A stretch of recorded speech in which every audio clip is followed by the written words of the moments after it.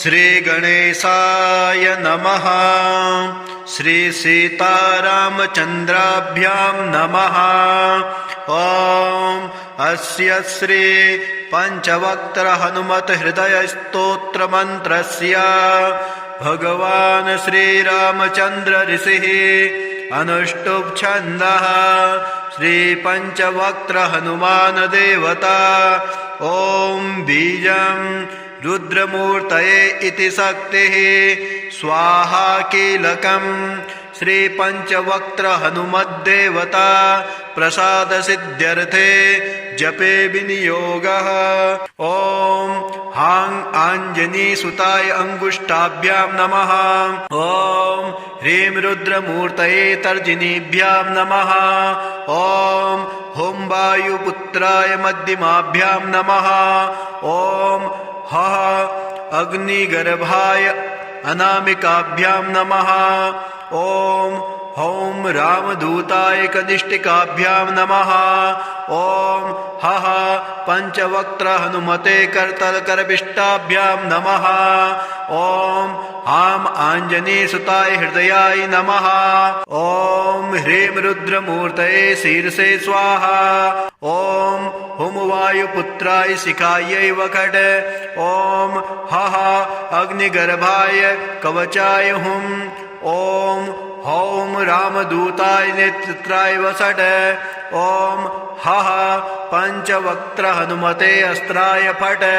ध्यायेत् बालदिवाकरधुतिनिभं देवारिदर्पापहं देवेन्द्रप्रमुखै प्रशस्तयशसं देदीप्यमानं ऋचा सुग्रीवादिसमस्तवानरयुतं सुव्यक्ततत्त्वप्रियं संरक्तारुणलोचनं पवनजं पीताम्बरालङ्कृतं ध्यानं समर्पयामि।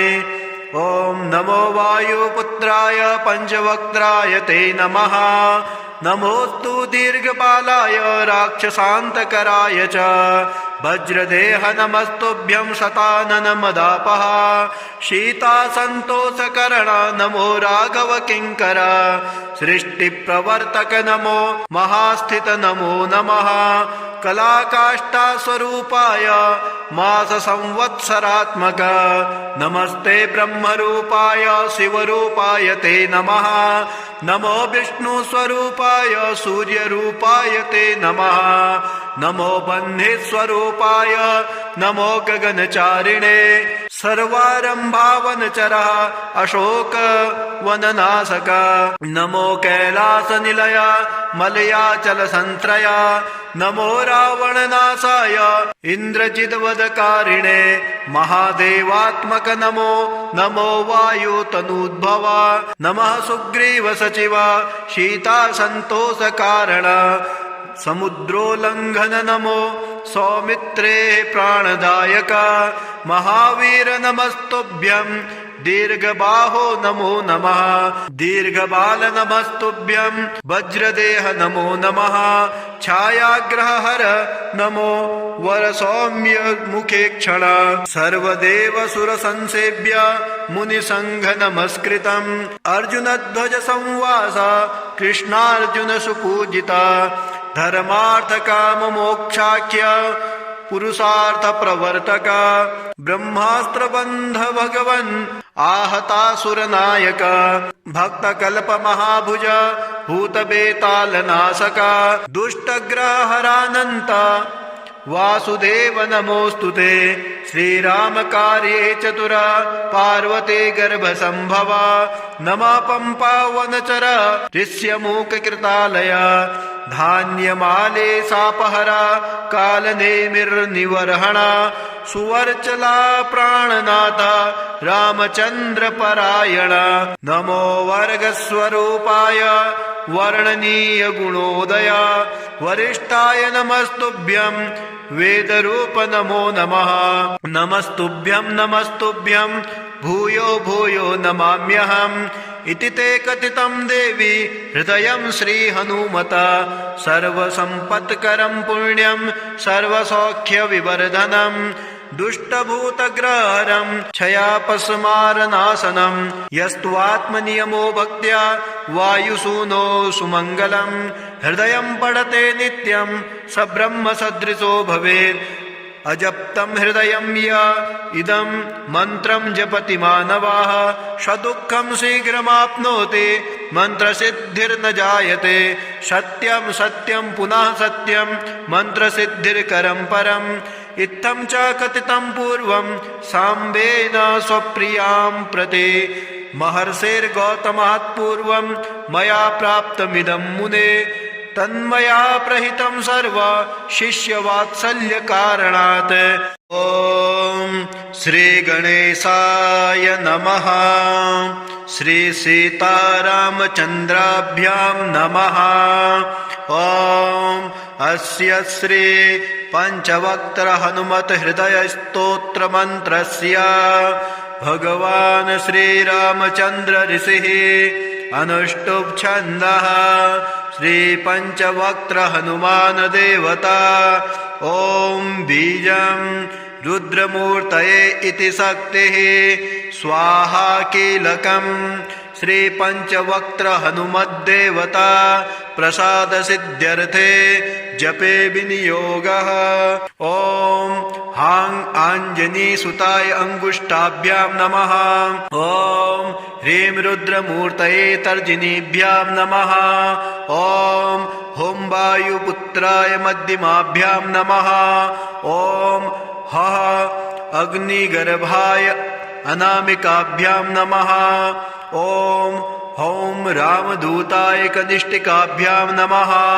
ॐ हः पंचवक्त्र हनुमते करतलकरपिष्टाभ्यां नमः।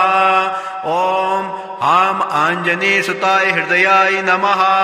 ॐ ह्रीं रुद्रमूर्तये शीर्षे स्वाहा। ॐ हुं वायुपुत्राय शिखायै वखट। ॐ हः अग्निगर्भाय कवचाय हुम्। ॐ हौं रामदूताय नेत्राय वसट। ॐ हः पंचवक्त्र हनुमते अस्त्राय फट। ध्यायेत् बालदिवाकरधुतिनिभं देवारिदर्पापहम् देवेन्द्रप्रमुखै प्रशस्तयशसं देदीप्यमानं ऋचा सुग्रीवादिसमस्तवानरयुतं सुव्यक्ततत्त्वप्रियं संरक्तारुणलोचनं पवनजं पीताम्बरालङ्कृतम् ध्यानं समर्पयामि। ॐ नमो वायुपुत्राय पंचवक्त्राय ते नमः। नमोस्तु दीर्घपालाय राक्षसान्तकराय च वज्रदेह नमस्तुभ्यं शतानन मदापः शीतासन्तोषकरण नमो राघव किङ्कर सृष्टिप्रवर्तक नमो महास्थित नमो नमः कलाकाष्ठास्वरूपाय मास संवत्सरात्मक नमस्ते ब्रह्मरूपाय शिवरूपाय ते नमः। नमो विष्णुस्वरूपाय सूर्यरूपाय ते नमः। नमो बन्धेस्वरूपाय नमो गगनचारिणे सर्वारम्भावनचरः अशोकवननाशक नमो कैलासनिलय मलयाचलसन्त्रय नमो रावणनाशाय इन्द्रजिद्वदकारिणे महादेवात्मक नमो नमो वायुतनूद्भव नमः सुग्रीव सचिव शीतासन्तोषकारण समुद्रोल्लङ्घन नमो सौमित्रे प्राणदायक महावीर नमस्तुभ्यं दीर्घबाहो नमो नमः दीर्घबाल नमस्तुभ्यं वज्रदेह नमो नमः छायाग्रहहर नमो वरसौम्य मुखे क्षण सर्वदेव सुरसंसेव्य मुनिसंघ नमस्कृतम् अर्जुनध्वज संवास कृष्णार्जुन सुपूजिता धर्मार्थ काम मोक्षाख्य पुरुषार्थ प्रवर्तक ब्रह्मास्त्र बंध भगवन् आहतासुर नायक भक्त कल्प महाभुज भूत बेताल नाशक दुष्ट ग्रह हरानंत वासुदेव नमोऽस्तु ते। श्रीरामकार्ये चतुर पार्वती गर्भसम्भवा नमः पम्पावनचर ऋष्यमूककृतालय धान्यमाले सापहरा कालनेमिर्निवर्हणा सुवर्चला प्राणनाथ रामचन्द्रपरायण नमो वर्गस्वरूपाय वर्णनीय गुणोदय वरिष्ठाय नमस्तुभ्यं वेदरूप नमो नमः। नमस्तुभ्यं नमस्तुभ्यं भूयो भूयो नमाम्यहम् इति ते कथितं देवी हृदयं श्रीहनुमता सर्वसम्पत्करं पुण्यं सर्वसौख्यविवर्धनं दुष्टभूतग्रहरं क्षयापस्मारनाशनं यस्त्वात्मनियमो भक्त्या वायुसूनो सुमङ्गलं हृदयं पठते नित्यं स ब्रह्मसदृशो भवेत्। अजप्तं हृदयं य इदं मन्त्रं जपति मानवाः सदुःखं शीघ्रमाप्नोति मन्त्रसिद्धिर्न जायते।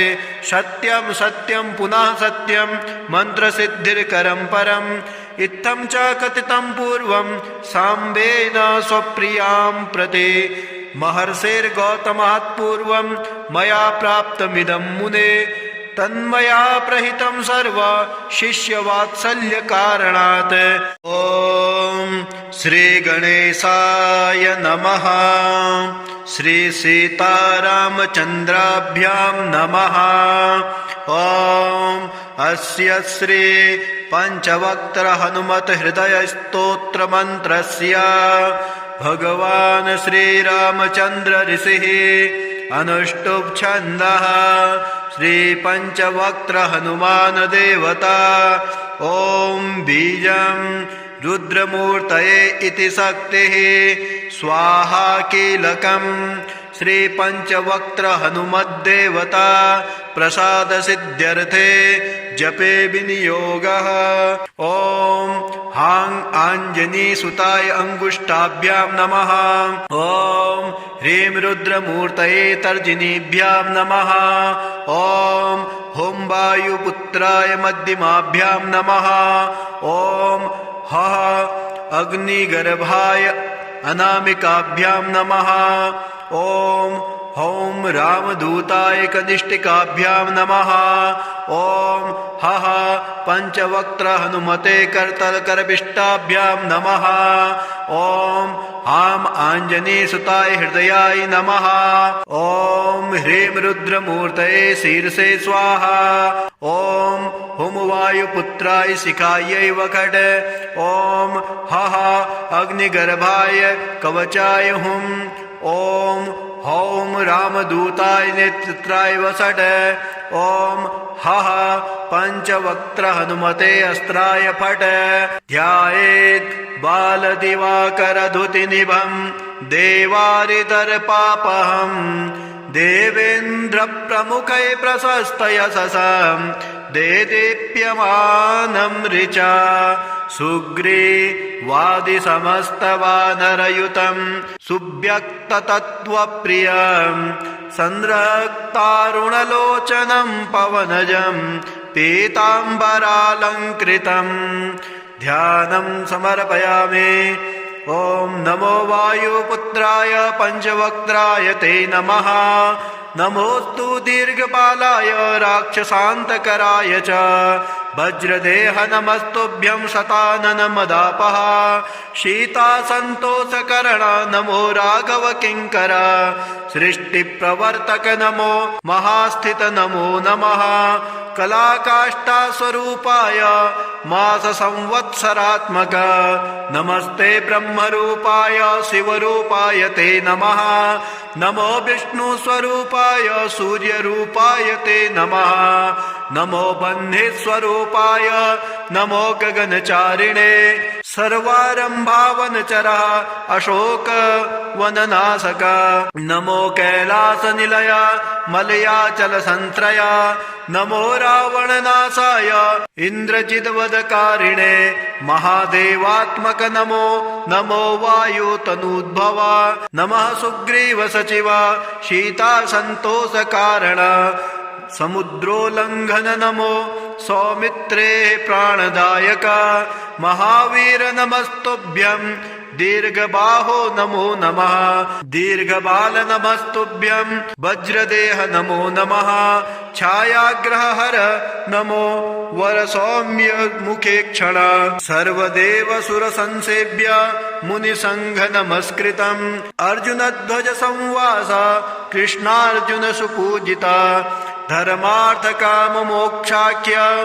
पुरुषार्थ प्रवर्तक ब्रह्मास्त्र बंध भगवन् आहतासुर नायक भक्त कल्प महाभुज भूत बेताल नाशक दुष्ट ग्रह हरानंत वासुदेव नमोस्तुते श्रीराम कार्ये चतुर पार्वती गर्भ संभव नमः पंपा वनचर ऋष्यमूक कृतालय धान्यमाले सापहरा कालनेमिर्निवर्हण सुवर्चला प्राणनाथ रामचंद्र परायण नमो वर्गस्वरूपाय वर्णनीय गुणोदय वरिष्ठाय नमस्तुभ्यं वेदरूप नमो नमः नमस्तुभ्यं भूयो भूयो नमाम्यहम् इति ते कथितं देवी हृदयं श्रीहनुमता सर्वसम्पत्करं पुण्यं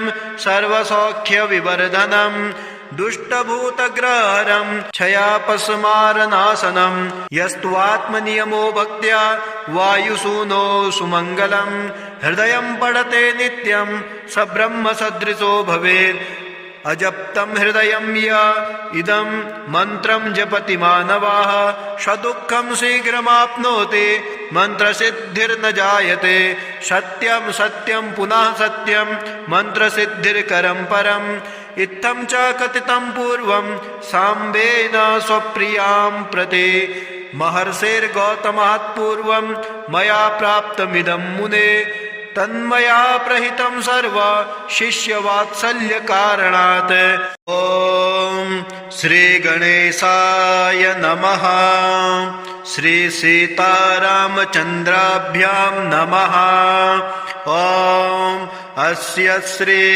पंचवक्त्र हनुमत हृदय स्तोत्र मंत्रस्य भगवान् श्रीरामचन्द्र ऋषिः अनुष्टुप् छन्दः श्री पंचवक्त्र हनुमान देवता ॐ बीजं रुद्रमूर्तये इति शक्तिः स्वाहा कीलकम् श्री पंचवक्त्र हनुमद्देवता प्रसाद सिद्ध्यर्थे जपे विनियोगः ॐ हां आञ्जनी सुताय अंगुष्ठाभ्यां नमः ॐ ह्रीं रुद्रमूर्तये तर्जनीभ्यां नमः ॐ हुं वायुपुत्राय मध्यमाभ्यां नमः ॐ हः अग्निगर्भाय अनामिकाभ्यां नमः ॐ हौं रामदूताय कनिष्ठिकाभ्यां नमः ॐ हः पंचवक्त्र हनुमते करतलकरपिष्टाभ्यां नमः ॐ हां आञ्जनेयसुताय हृदयाय नमः ॐ ह्रीं रुद्रमूर्तये शीर्षे स्वाहा ॐ हुं वायुपुत्राय शिखायै वखट ॐ हः अग्निगर्भाय कवचाय हुं ॐ हौं रामदूताय नेत्राय वसट ॐ हः पंचवक्त्र हनुमते अस्त्राय फट ध्यायेत् बालदिवाकरधुतिनिभं देवारिदर्पापहम् देवेन्द्रप्रमुखै प्रशस्तयशसं देदीप्यमानं ऋचा सुग्रीवादिसमस्तवानरयुतं सुव्यक्ततत्त्वप्रियं संरक्तारुणलोचनं पवनजं पीताम्बरालङ्कृतं ध्यानं समर्पयामि ॐ नमो वायुपुत्राय पंचवक्त्राय ते नमः नमोस्तु दीर्घपालाय राक्षसान्तकराय च वज्रदेह नमस्तुभ्यं शतानन मदापः शीतासन्तोषकरण नमो राघव किङ्कर सृष्टिप्रवर्तक नमो महास्थित नमो नमः कलाकाष्ठास्वरूपाय माससंवत्सरात्मक नमस्ते ब्रह्मरूपाय शिवरूपाय ते नमः। नमो विष्णुस्वरूपाय सूर्यरूपाय ते नमः। नमो बन्धिस्वरूपाय नमो गगनचारिणे सर्वारम्भावनचरः अशोकवननाशक नमो कैलासनिलय मलयाचलसन्त्रय नमो रावणनाशाय इन्द्रजिद्वदकारिणे महादेवात्मक नमो नमो वायुतनूद्भव नमः सुग्रीव सचिव शीतासन्तोषकारण समुद्रोल्लङ्घन नमो सौमित्रे प्राणदायक महावीर नमस्तुभ्यं दीर्घबाहो नमो नमः। दीर्घबाल नमस्तुभ्यं वज्रदेह नमो नमः। छायाग्रहहर नमो वरसौम्य मुखे क्षण सर्वदेव सुरसंसेव्य मुनिसंघ नमस्कृतम् अर्जुनध्वज संवास कृष्णार्जुन सुपूजिता धर्मार्थ काम मोक्षाख्य पुरुषार्थ प्रवर्तक ब्रह्मास्त्रबन्ध भगवन् आहतासुरनायक भक्तकल्प महाभुज भूतबेतालनाशक दुष्टग्रहरानन्त वासुदेव नमोऽस्तुते। श्रीरामकार्ये चतुर पार्वती गर्भसम्भव नमः पम्पावनचर ऋष्यमूककृतालय धान्यमाले सापहरा कालनेमिर्निवर्हण सुवर्चला प्राणनाथ रामचन्द्र परायण नमो वर्गस्वरूपाय वर्णनीय गुणोदय वरिष्ठाय नमस्तुभ्यं वेदरूप नमो नमः। नमस्तुभ्यं नमस्तुभ्यं भूयो भूयो नमाम्यहम् इति ते कथितं देवी हृदयं श्रीहनुमता सर्वसम्पत्करं पुण्यं सर्वसौख्यविवर्धनम् दुष्टभूतग्रहरं क्षयापस्मारनाशनं यस्त्वात्मनियमो भक्त्या वायुसूनो सुमङ्गलम् हृदयं पठते नित्यं स ब्रह्मसदृशो भवेत् अजप्तं हृदयं य इदं मन्त्रं जपति मानवाः सदुःखं शीघ्रमाप्नोति मन्त्रसिद्धिर्न जायते सत्यं सत्यं पुनः सत्यं मन्त्रसिद्धिर्करं परम् इत्थं च कथितं पूर्वं साम्बेन स्वप्रियां प्रति महर्षिर्गौतमात् पूर्वं मया प्राप्तमिदं मुने तन्मया प्रहितं सर्व शिष्यवात्सल्यकारणात्। ॐ श्रीगणेशाय नमः। श्रीसीतारामचन्द्राभ्यां नमः। ॐ अस्य श्री पञ्चवक्त्र हनुमत हृदय स्तोत्र मंत्रस्य भगवान् श्रीरामचन्द्र ऋषिः अनुष्टुप् छन्दः श्री पंचवक्त्र हनुमान देवता। ॐ बीजं रुद्रमूर्तये इति शक्तिः स्वाहा कीलकम् श्री पंचवक्त्र हनुमद्देवता प्रसाद सिद्ध्यर्थे जपे विनियोगः। ॐ हां आञ्जनी सुताय अंगुष्ठाभ्यां नमः। ॐ ह्रीं रुद्रमूर्तये तर्जनीभ्यां नमः। ॐ हुं वायुपुत्राय मध्यमाभ्यां नमः। ॐ हः अग्निगर्भाय अनामिकाभ्यां नमः। ॐ हौं रामदूताय कनिष्ठिकाभ्यां नमः। ॐ हः पंचवक्त्र हनुमते करतलकरपिष्टाभ्यां नमः। ॐ हां आञ्जनेयसुताय हृदयाय नमः। ॐ ह्रीं रुद्रमूर्तये शीर्षे स्वाहा। ॐ हुं वायुपुत्राय शिखायै वखट। ॐ हः अग्निगर्भाय कवचाय हुम्। ॐ हौं रामदूताय नेत्राय वसट। ॐ हः पंचवक्त्र हनुमते अस्त्राय फट। ध्यायेत् बालदिवाकरधुतिनिभं देवारितर्पापहम् देवेन्द्र प्रमुखै प्रशस्त यशसां देदीप्यमानं ऋचा सुग्रीवादिसमस्तवानरयुतं सुव्यक्ततत्त्वप्रियं संरक्तारुणलोचनं पवनजं पीताम्बरालङ्कृतं ध्यानं समर्पयामि। ॐ नमो वायुपुत्राय पञ्चवक्त्राय ते नमः।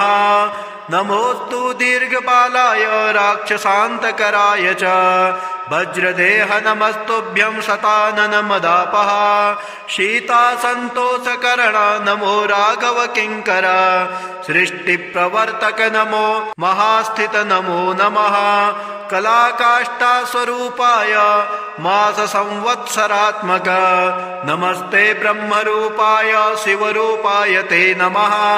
नमो विष्णुस्वरूपाय सूर्यरूपाय ते नमः। नमो बन्धेस्वरूपाय नमो गगनचारिणे सर्वारम्भावनचरः अशोकवननाशक नमो कैलासनिलय मलयाचलसन्त्रय नमो रावणनाशाय इन्द्रजिद्वदकारिणे महादेवात्मक नमो नमो वायुतनूद्भव नमः सुग्रीव सचिव शीतासन्तोषकारण समुद्रोल्लङ्घन नमो सौमित्रे प्राणदायक महावीर नमस्तुभ्यं दीर्घबाहो नमो नमः दीर्घबाल नमस्तुभ्यं वज्रदेह नमो नमः छायाग्रहहर नमो वरसौम्य मुखे क्षण सर्वदेव सुरसंसेव्य मुनिसंघ नमस्कृतम् अर्जुनध्वज संवास कृष्णार्जुन सुपूजिता धर्मार्थ काम मोक्षाख्य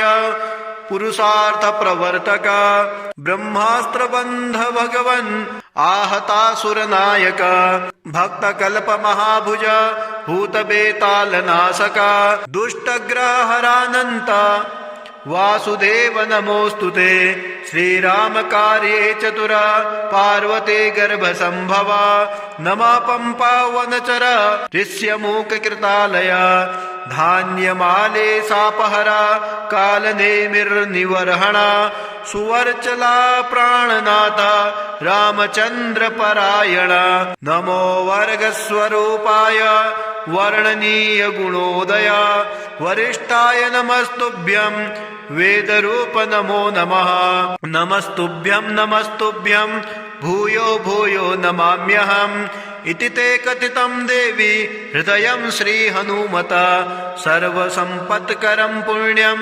सर्वसौख्यविवर्धनं दुष्टभूतग्रहरं क्षयापस्मारनाशनं यस्त्वात्मनियमो भक्त्या वायुसूनो सुमङ्गलं हृदयं पठते नित्यं स ब्रह्मसदृशो भवेत् अजप्तं हृदयं य इदं मन्त्रं जपति मानवाः सदुःखं शीघ्रमाप्नोति मन्त्रसिद्धिर्न जायते सत्यं सत्यं पुनः सत्यं मन्त्रसिद्धिर्करं परम् इत्थं च कथितं पूर्वं साम्बेन स्वप्रियां प्रति महर्षिर्गौतमात् पूर्वं मया प्राप्तमिदं मुने तन्मया प्रहितं सर्व शिष्यवात्सल्य कारणात्।